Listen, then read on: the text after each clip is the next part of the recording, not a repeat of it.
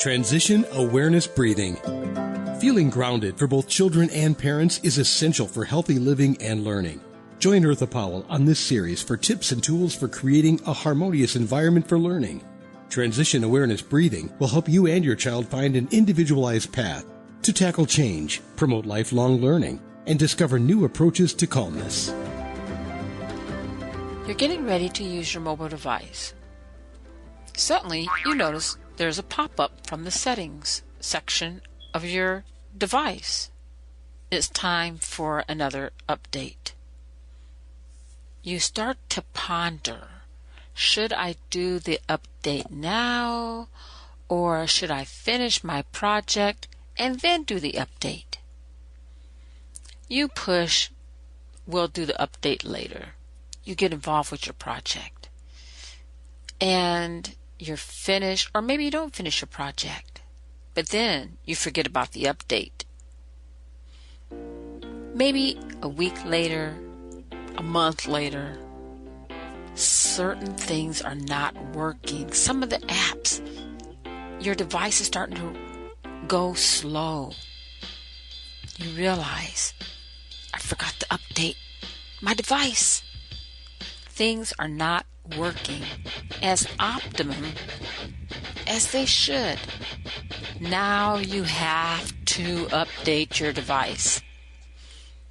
You're at a point where you can't do anything without this update.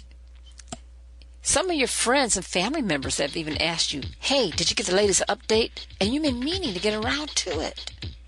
But now you have to stop, and it is really mandatory that you get this done.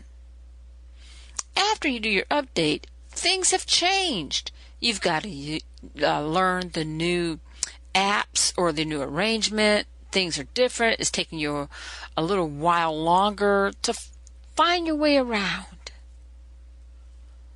Updates. Sometimes they can be a pain. But have you ever wondered, do we allow ourselves to get updated? Welcome to Transition Awareness Breathing Podcast. This is Eartha. I am so happy you're back. Let's talk about some updates for ourselves. But first, I would like to thank Web Talk Radio for allowing me to have a platform for Transition Awareness Breathing Podcast. And I would also like to thank my producers for making Transition Awareness Breathing Podcast available to you wherever you are at. Let's get started. So how did I get on this track about updates? Well, you won't believe it. It has nothing to do with mobile devices. It has everything to do with getting my son in bed. I'm not going to get real technical, but I don't know about your children, but my son really likes using my iPhone, the iPad. And enough is enough. With the social distancing, he is on a device for school about 7 hours. And then, of course, he wants to relax. What does he want to do? He wants to play his video games.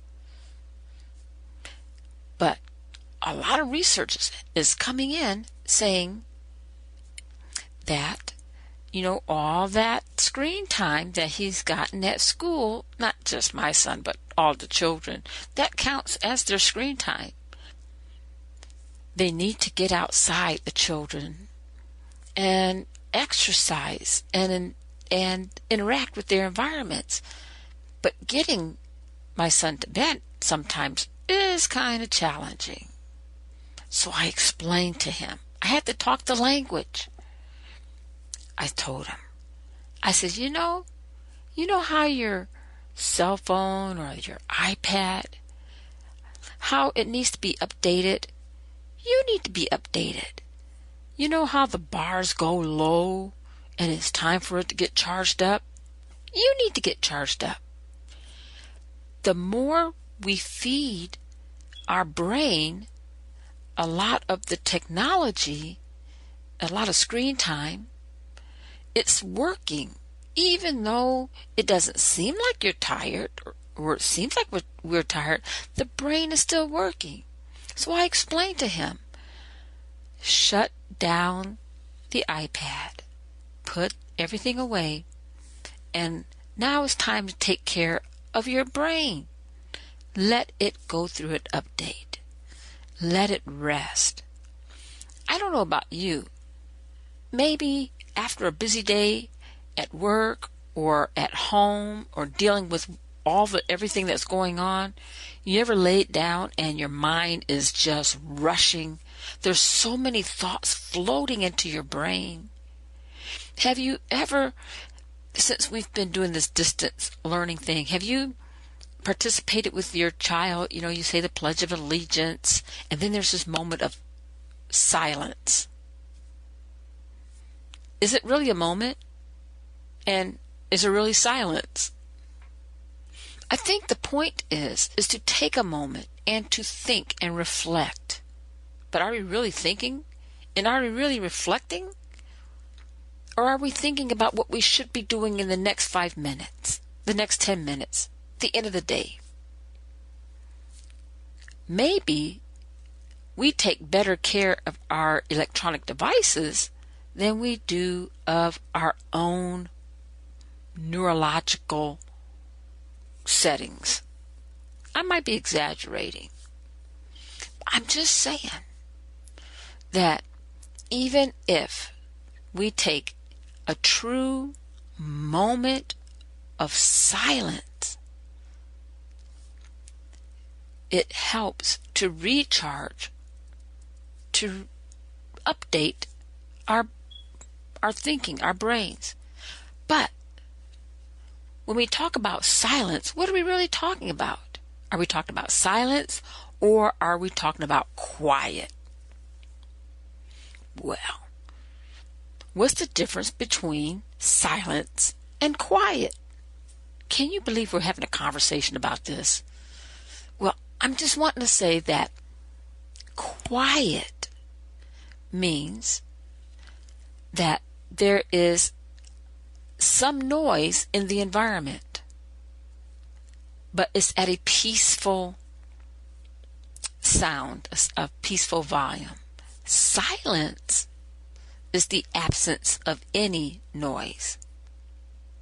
So are we talking about a moment of silence, or are we saying a moment of quiet? An exercise I like to do with my students, I haven't done it yet since we've been doing virtual transition awareness breathing, but when I had the FaceTime with my students, I would have them listen for the quiet. And it's different when you have them listen for the silence. It's a great game. And sometimes, we can try it ourselves, but I turn all the music off, because usually I play mindfulness music, and I tell them, okay, I'm going to set the timer for 1 minute, and I want to see who can be the most quiet by listening for the quiet.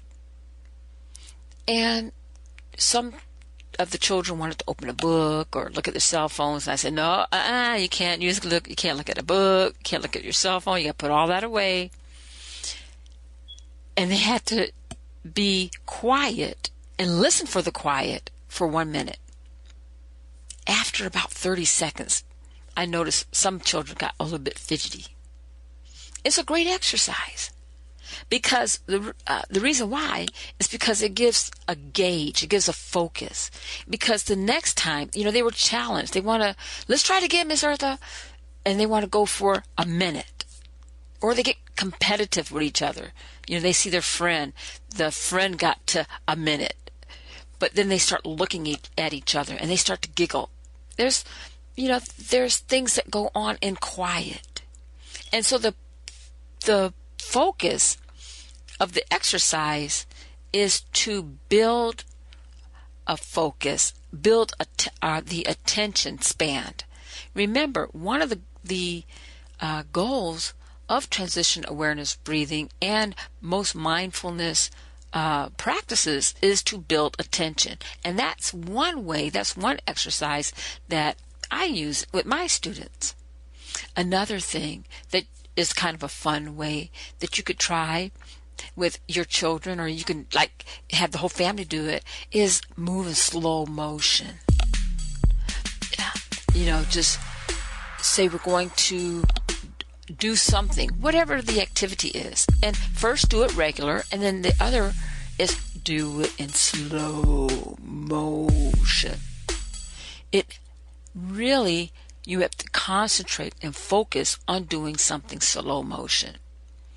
So, all the functions that we do, like we're taking a picture, doing it fast motion, or we're doing it slow motion, we can make these things into exercises to help us build our awareness and our attention. One thing about mindfulness is it has to be practiced. So let me invite you to practice listening for the quiet. Now don't stop the podcast, but we're going to, on purpose, I'm going to set my timer. I'm setting it right now, and it's just going to be for 1 minute. I promise you.